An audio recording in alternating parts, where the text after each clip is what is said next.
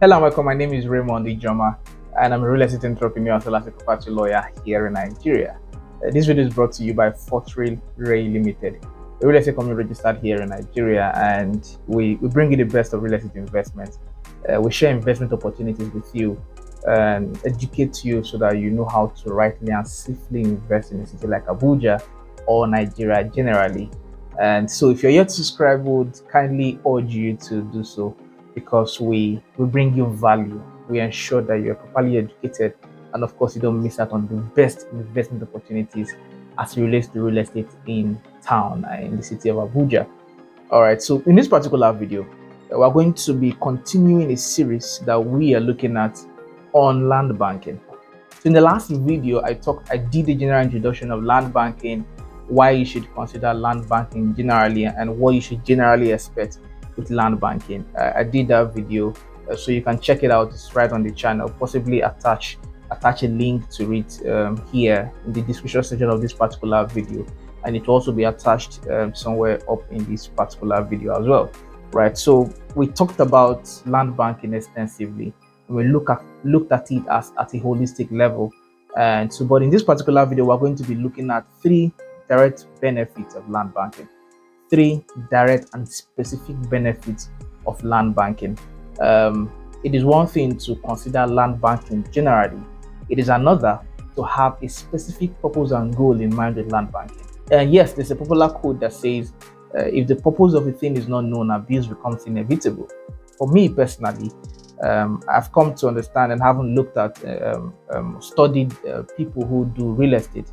I know for a fact that when you have a specific goal in mind that relates to real estate, it rather helps you to be focused and disciplined towards achieving the desired result, the expected result, the vision that you have as relates to that investment. Right. So in this particular video, we're going to be looking at three specific reasons or direct benefits of land banking.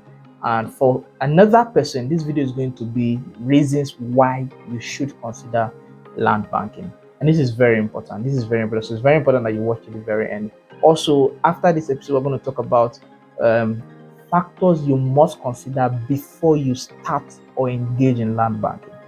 Factors that you must consider, and then thereafter, we're also going to have a conversation specifically for Nigerians in diaspora and how they can maximize land banking for themselves, right? Even though they are not living in Nigeria. All right, so there's a 4 parts in this video, like I just explained. So this is the second one. There's going to be a third one, and there's going to be a fourth one, which most likely will be the final one on the issue of land banking.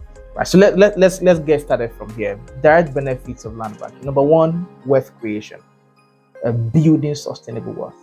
Now, specifically to land banking, what that helps you to do, or the direct benefits for that, is that you are going to enjoy appreciation.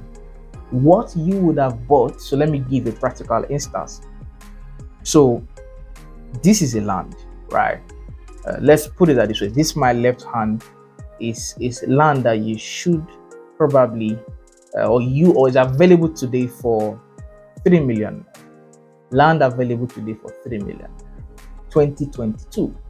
If you decide to buy this land today, let's even do it at 2 million. If you decide to buy this land today at 2 million naira, you will be saving a lot of money if you decide to, if you don't postpone it. But if you rather postpone it, that yes, this land is located at Lube, or it's located at maybe somewhere that is basically not developed, depending on wherever you're looking at doing land banking, right? For some of you might say, okay, this land is located in Ebe, right? Now let's have that conversation with this. And this land is located in Ebe, a developing area, somewhere that you can buy it at a very cheap rate. Now, and this is 2022, remember. Now, if I decide to say, oh, don't worry, the place is far, the place is in the bush, I'm not going to buy it yet, don't worry, I want to develop the area. What happens is that in 5 years' time, you may not buy exactly this land, but you're going to buy in somewhere else at a more expensive rate, somewhere that has become the future of this one. I don't know if you understand it. It's a simple logic. So today you could have bought Lube or Ebe or any other developing area or future of a city for 5 or 3 million, let's work with 3 million naira. But you can decide to say, no, I'm not buying it today. Let's wait till it develops. You are going to be spending more to buy it tomorrow than buying it today. If you buy it today, you buy it at a cheaper rate. If you buy it tomorrow, you buy it at a more expensive rate. What you possibly would have bought at 2 million today, you most likely will be buying it in another 5 years for 15 million. And trust me, it will be the same land based on the same value. Because in 5 years, this one you bought at 2 million would have appreciated to that point. And that is the direct benefit of land banking. I don't know if you still get it yet. That is the direct benefit of land banking. You buy what you could have bought or what you know. I think that makes more sense. You buy what you know that in 5 years' time, the price is going to be 15 million. You buy it today at 2 million, knowing that in 5 years, in 10 years, it's going to be 15 million. Foresight. And that's why the only reason, or the one of the top factors that make land banking possible is foresight. If you don't have foresight, you may never be able to do land banking, because it is only foresight that will tell you that this land, this product, this location, I can get it today at 2 million, because I know that in 10 years it is going to be 50 million or it's going to be 15 million, right? So the idea is that you buy it cheaper today, already knowing that tomorrow is going to be more expensive, right? And that's simply what appreciation does to the land. Development, appreciation, that simply is what happens whenever you do land banking, right? So it helps you to grow wealth. So if you can buy 1 to 2 million, 1 million, 2 million, 1 million, 2 million in several locations or in bulk in the same location, what happens is that you're going to have to accumulate by way of compound interest. You're going to have to accumulate a lot of land that will have so much value that will help you to grow your wealth. And of course, if you're able to diversify it properly, you already will be building sustainable wealth with small money. And note, when you do land banking, you don't exactly spend a lot of money servicing it. It's not a business, as it were, right? So all you have to do is buy, possibly, of course, do the right documentation. And if you can't, fence it, right? And leave it.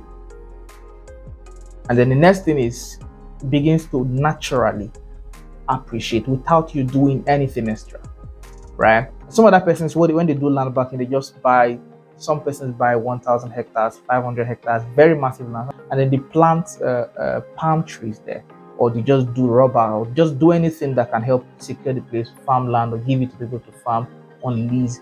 So in that instance, all they would have done is to give it out to people to manage for them, and naturally there's going to be appreciation. So in terms of benefits, land banking is one short pathway, guaranteed pathway to building sustainable wealth.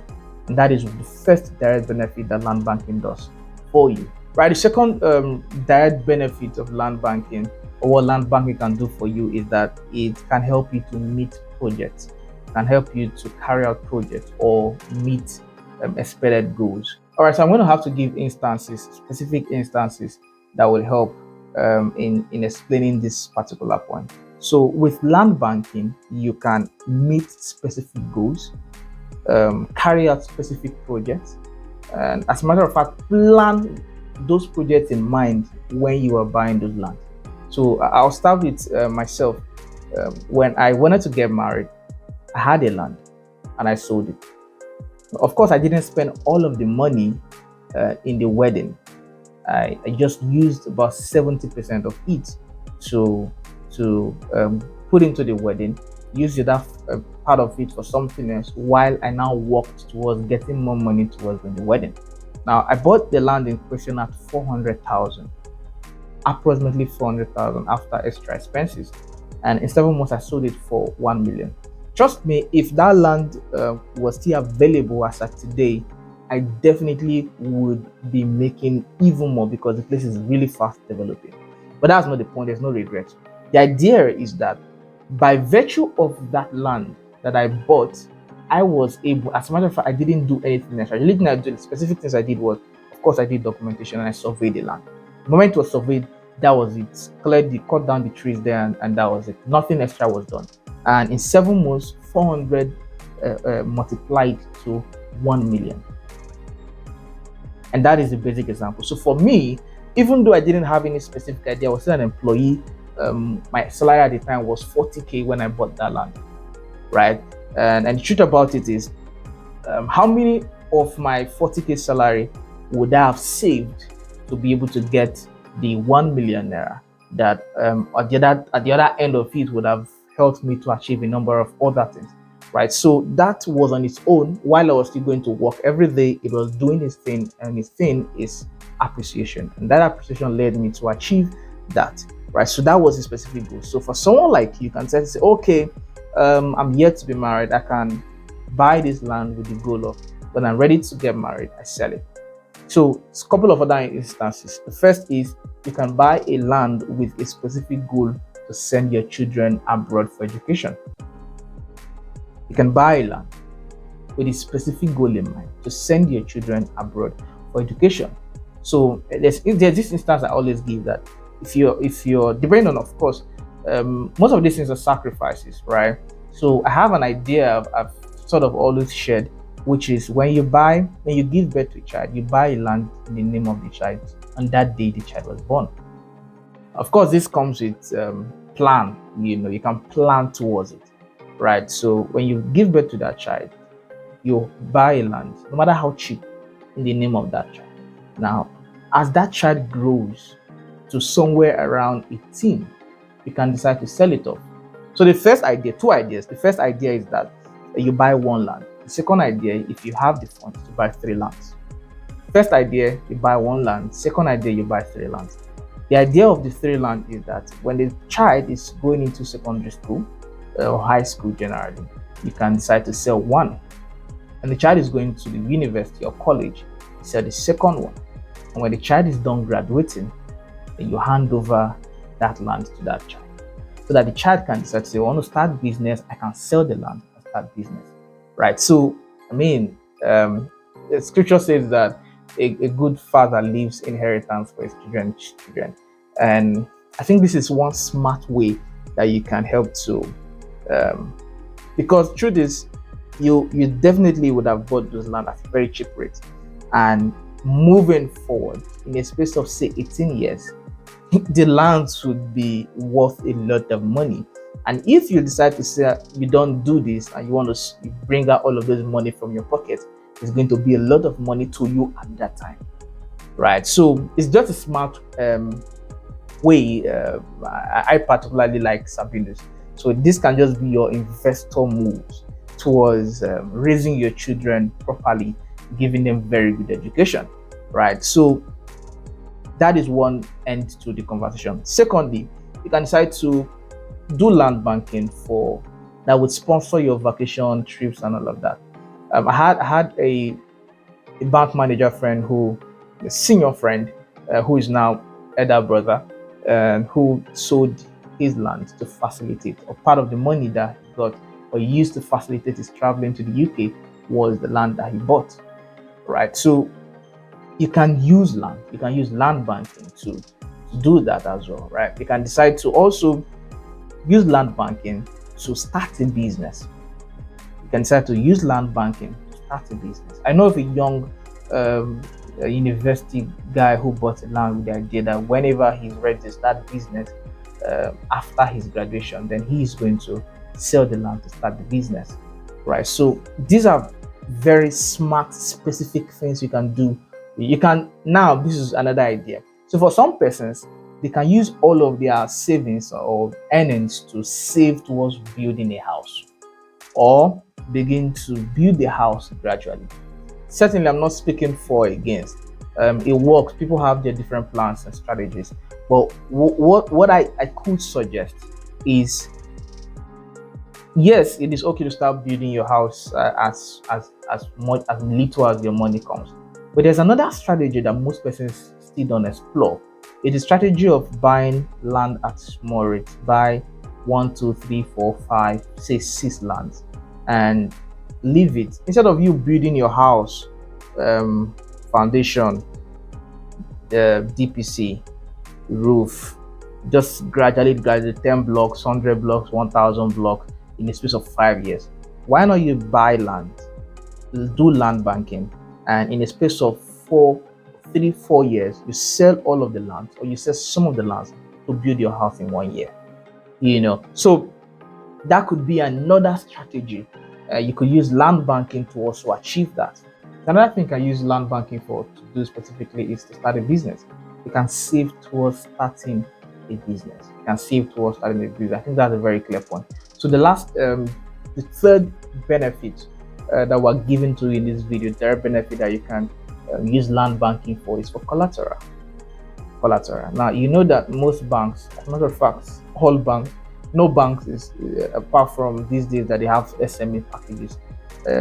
Beyond the SME packages, no bank is going to give you tangible sum of money without having a collateral. And for most of them, they prefer collateral as real estate, right, as collateral.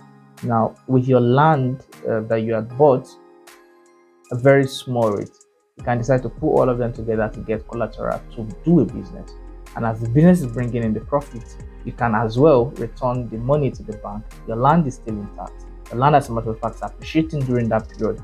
You've leveraged on it to do business, and the business is now sustaining you and bringing in profits that you have used to make more, to return the loan back to the bank, while your land is still intact and you now have a business. So it's a win-win-win situation for you all around it, right? So that's the last direct benefit that we are going to be presenting or giving to you today in this particular video.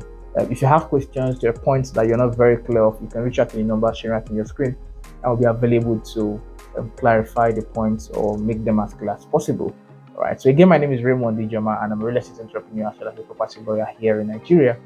This video is brought to you by Fortreal Rei Ltd, a real estate company registered here in Nigeria, and we are committed to bringing you the best of real estate investment opportunities, educating you so that you know how to invest safely and rightly, and just be there for you while you journey to real estate, true real estate investments. We want to be part of your financial success story as you journey to building sustainable wealth through real estate investment.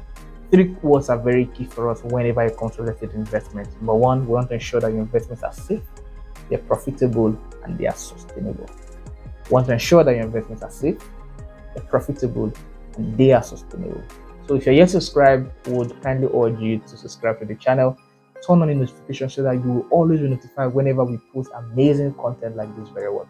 And also, please look out for the next episode of this series on land banking, where we're going to be talking about factors that you must consider, because in as much as land banking is good, there are certain things that you are going to do, or if you don't do it rightly, you're going to lose all of the money, and it looks like it was bad advice, right? So of course, I need to state that this is not an investment advice. This is generally for educational purposes, and please consult specific carry out specific consultancy whenever you want to go on with anything related to investment or we get to share on this channel.